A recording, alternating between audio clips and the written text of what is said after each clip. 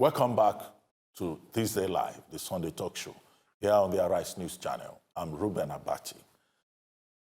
Now we go to Kenya. Kenya's President Uhuru Kenyatta did not attend a crisis meeting that was called by the chairman of the election board, but instead he spent the day campaigning for the October 26 presidential vote rerun. The first presidential vote in August, which gave victory to Kenyatta, was annulled because of procedural irregularities. The Election Commission Chairman, Wafula Chebukati, has again delivered a strong message to political leaders, saying it was hard to guarantee a credible vote on October 26, demanding they met for talks. The country's opposition leader, Raila Odinga, insists he will not take part in the rerun because he believes the system is still flawed. Big trouble, it looks like, in Kenya.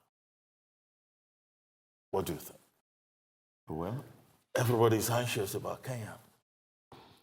Yeah, and it's right to begin to question the motives of the opposition who is threatening. You first rejected the result of the first one. Okay, the Supreme Court ruled in your favor, but there was a minority judgment that the lady, who saw no grounds, for the annulment.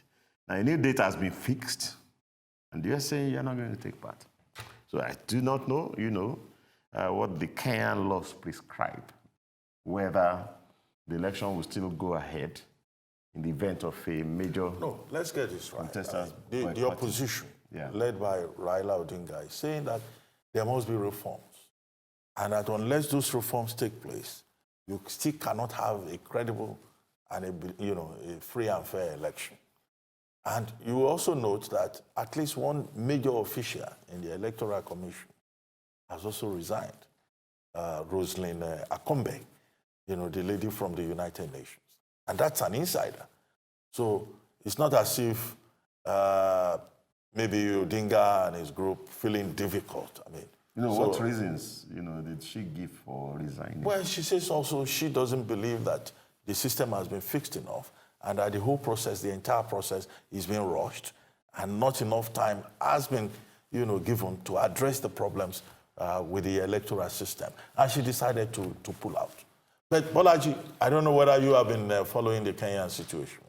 Hopefully we will not have a repeat of the violence that broke out in the last general elections in 2001.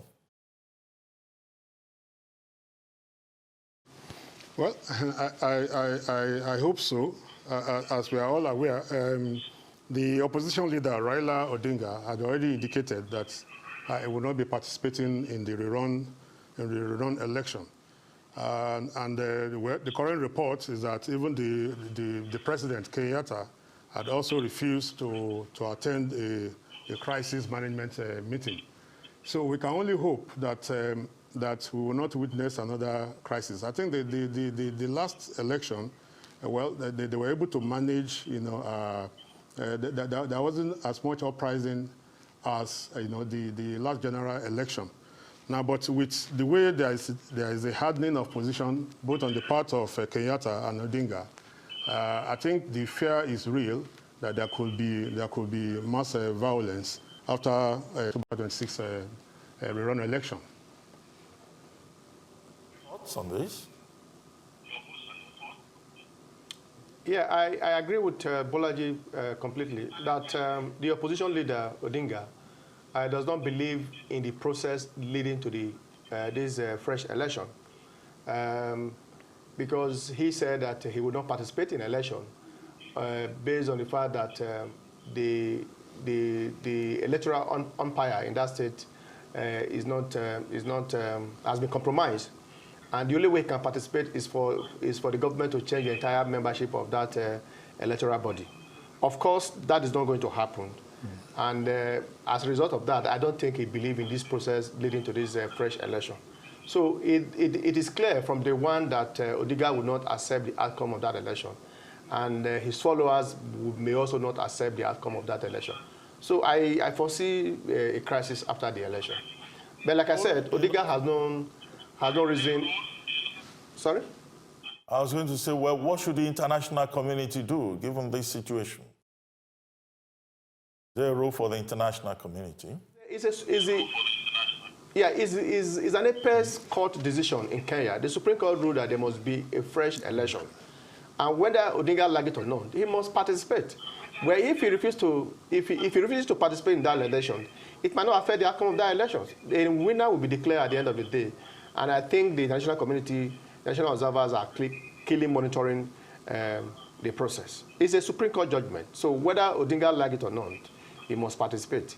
If in any case, if he refuses to participate in that election, it will not affect the outcome of that election. A winner will be declared at the end of the day. We can only wish them well in Kenya and hope that there will be peace and that the process will be credible and free and fair. You've been watching This Day Live, this Sunday talk show here on Arise News. I'm Rueben Abati in Nigeria's commercial capital, Lagos. From all of us here on Arise News, it's bye for now.